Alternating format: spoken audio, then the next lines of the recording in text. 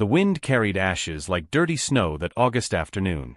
Daniel Ferreira gripped the steering wheel of the patrol vehicle tightly as he sped along the dirt road toward Cascade Ridge National Forest. The flames had swallowed more than 5,000 hectares in 48 hours, and his mission was clear: evacuate the last families who stubbornly insisted on staying on their rural properties. The radio crackled with confused orders. The fire changed direction with every gust of wind. Daniel had 15 years of experience in rural policing, but he had never seen anything of that magnitude. The sky was orange, dense, suffocating. He covered his nose with his shirt sleeve as he pushed forward. That was when he heard the scream. It was not human. It was sharp, desperate, piercing. Daniel slammed on the brakes and got out of the vehicle. His eyes burned from the smoke. He walked toward the sound until he found a partially burned tree, its trunk split by the force of the heat. Inside it, trapped among charred branches, a young hawk struggled. Its left wing was twisted, clearly fractured. The animal stared at him with golden eyes full of terror. Daniel knew he should not stop. There were families waiting to be evacuated.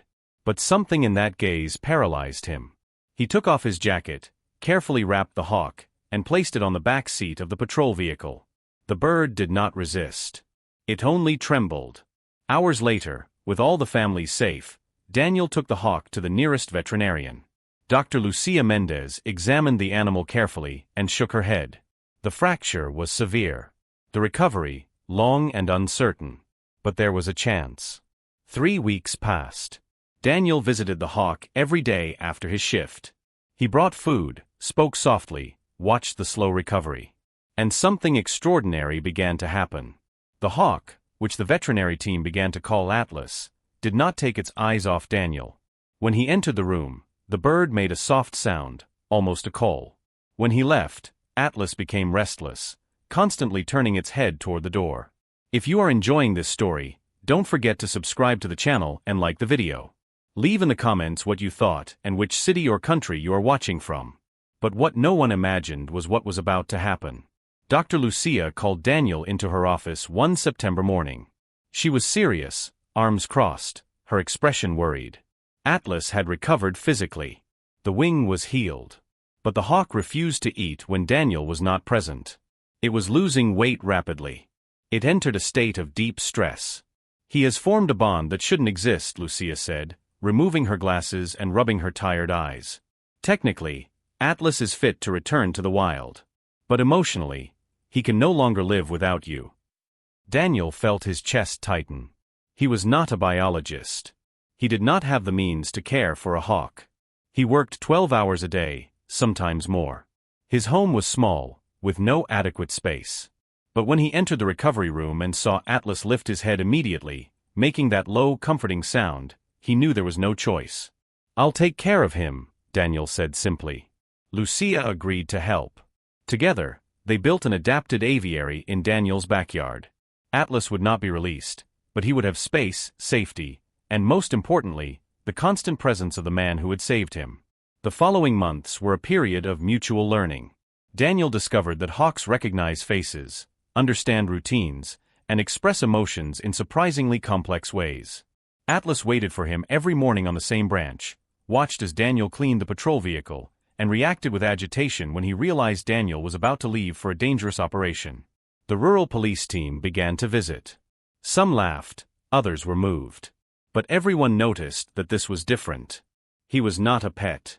He was something deeper, something more genuine. It was then that biologist Elena Carvalho, an animal behavior specialist, heard about the case. She showed up at Daniel's door on a rainy October afternoon, with recording equipment and a look of pure scientific curiosity. "I need to study this," she said bluntly. "What is happening between you two challenges everything we know about interspecies bonds." Daniel hesitated. He did not want Atlas to become an experiment. But Elena guaranteed absolute respect for the hawk's well-being. And so began a research project that would change the lives of everyone involved. The following months revealed astonishing discoveries. Elena documented everything with discrete cameras and detailed notes. Atlas not only recognized Daniel visually. The hawk identified the specific sound of his patrol vehicle from kilometers away. When Daniel returned from work, Atlas was already perched on the branch closest to the gate, waiting. But there was something even more intriguing. The hawk began exhibiting behaviors Elena had never seen in her 15-year career studying birds of prey. When Daniel returned visibly tired or tense after difficult operations, Atlas remained quiet, merely watching with those piercing golden eyes. On the days Daniel was well, the hawk vocalized more, moved its wings, and interacted.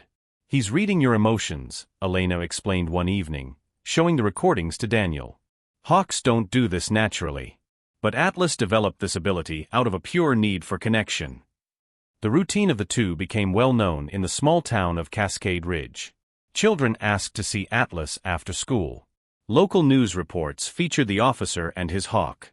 Daniel, always discreet, accepted the attention only because he knew it raised awareness about the importance of wildlife. Then, on a cold Tuesday in February, everything changed. Daniel was called to a high-risk operation. An armed suspect had taken refuge in a remote mountainous area. The team needed someone experienced in rugged terrain. Daniel knew it would be dangerous, but it was his job. Before leaving, he stopped by the aviary. Atlas watched him with an intensity Daniel had never seen before. The hawk emitted a sound he had never heard, something between a screech and a low call. It flapped its wings repeatedly, agitated. "I'll be back soon," Daniel whispered, lightly touching the aviary bars. But he did not return that night. Nor the next. During the operation, Daniel suffered a serious fall while pursuing the suspect across an ice-covered cliff.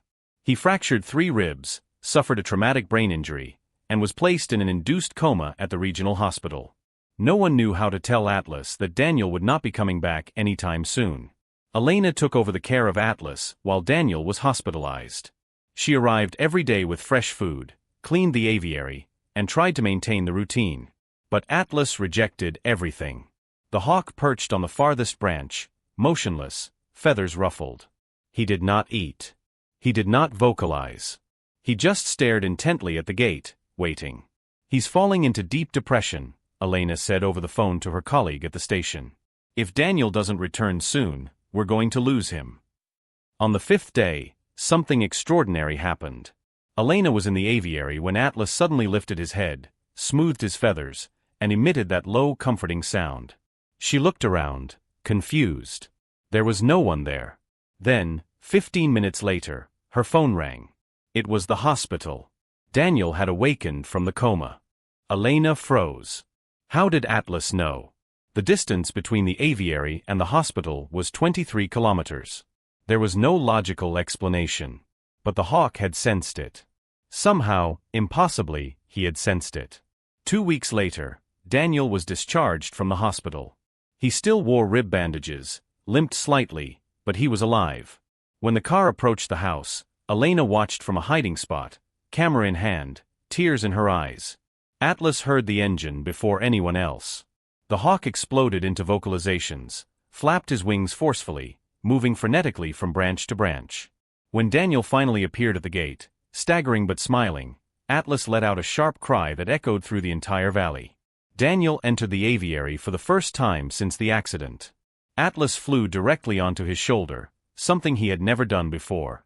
The hawk pressed his head against Daniel's neck, feathers brushing his skin, emitting continuous, soft sounds. "I know, friend," Daniel whispered, his voice choked. "I missed you too." Elena captured it all. The footage showed something science was slow to accept: genuine love between different species. Not instinct. Not conditioning.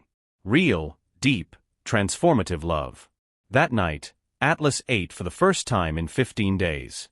He slept on the branch closest to Daniel's bedroom window, where he always stayed. The months of recovery transformed Daniel. He gradually returned to work, but with a different perspective. Priorities had shifted. The accident had shown that life was fragile, moments were precious, and true connections were too rare to be ignored. Elena published her study on Atlas and Daniel in an international scientific journal. The article made an immediate impact. Researchers from various countries reached out, wanting to understand that extraordinary bond better.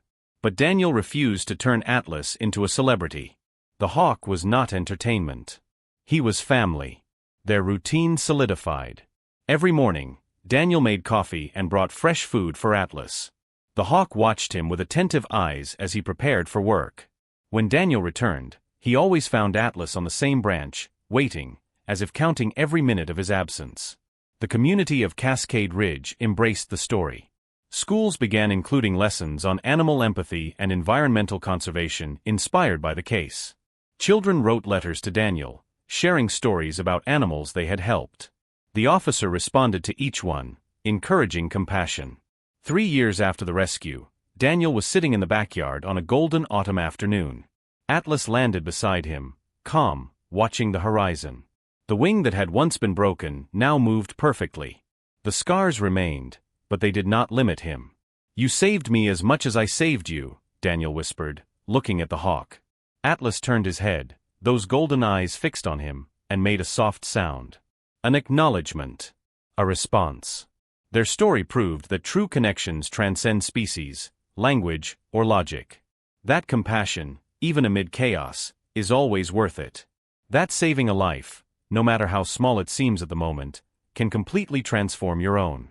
Daniel learned that heroism is not only in chasing criminals or evacuating families.